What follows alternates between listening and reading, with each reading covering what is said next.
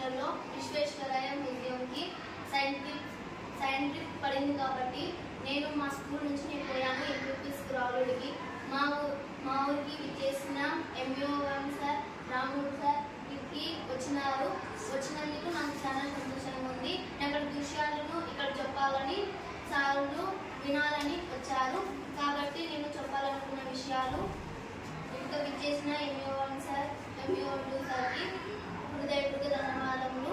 ఇక్కడ నేను చూసిన ట్రిప్లలో ఇక్కడి నుంచి మా నాన్న నేను ఇద్దరం కలిసి అనంతపురానికి పోయాము. అక్కడ వాల్మీకి కళ్యాణ మండపం దగ్గరికి పోయాము. అక్కడ కలిసి మాట్లాడినాము, ఫ్రెండ్స్ అయ్యారు. మళ్ళీ పొద్దున్నే బెంగళూరు ట్రిప్ పోవాలని జర్నీ చేయాలని 5 గంటలకి బయలుదేరాము. అక్కడ నుంచి పోయేటప్పుడు మాకు ఎయిర్పోర్ట్ కనపడి జరిగింది. మేము చాలా బాగా చూసాము. ఎయిర్పోర్ట్ చూడడం వల్ల చాలా సంతోషం కలిగింది. విశ్వేశ్వరయ్య మ్యూజియంకి పోయాము. అక్కడ చాలా బాగున్నాయి. మొదటిలో ఇది విశ్వేశ్వరయ్య స్టాచ్యూ చూసాము. ఆడ జీవిత చరిత్ర గురించి తెలుసుకున్నాము. నెక్స్ట్ ఏంటంటే డైనోసార్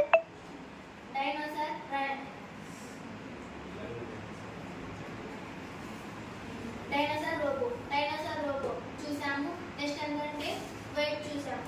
వైట్ ఎలా ఉంటుంది, కేజీ స్టాక్స్ వల్ల ఉంటుంది కాబట్టి అక్కడ చూసాము. నెక్స్ట్ ఏంటంటే ఫార్మర్స్ ఎలా పనిచేస్తున్నారో అక్కడ చూసాము. శ్రీశైలం డ్యామ్ ఎలా ఉంటుందో అక్కడ పిక్చర్ ద్వారా చూసాము. నెక్స్ట్ ఏంటంటే ఈదుకు నుంచి అవుట్ సైడ్ ఎలా మనం బ్యాక్ సైడ్ కనిపిస్తుందో అక్కడ కూడా చూసాము. నెక్స్ట్ శాటిలైట్ చూసాము. అక్కడ చాలా బాగుంది. శాటిలైట్ పైన ఎలా ఉంటుందో అక్కడ ఎలా ఉంటుందో చూసాము. సోలార్ సిస్టమ్ ఎలా ఉంటుందో చూసాము.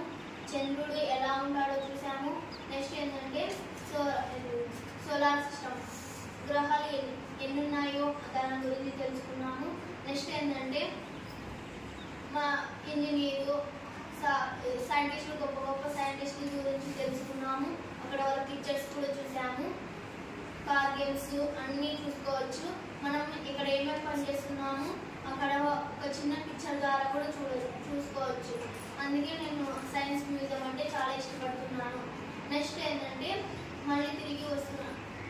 రిటర్న్ జర్నీ తెలుసుకున్న అన్ని చూసిన తర్వాత ఇది ఇంత బాగుంటుందా నేను పోయినందుకు చాలా సంతోషంగా పడుతున్నాను. అందుకే మళ్ళీ రిటర్న్ జర్నీ చేసినప్పుడు ఈషా ఫౌండేషన్ నుంచి పోయాము. ఈషా ఫౌండేషన్లో శివుని విగ్రహం చాలా పెద్దదిగా ఉంది.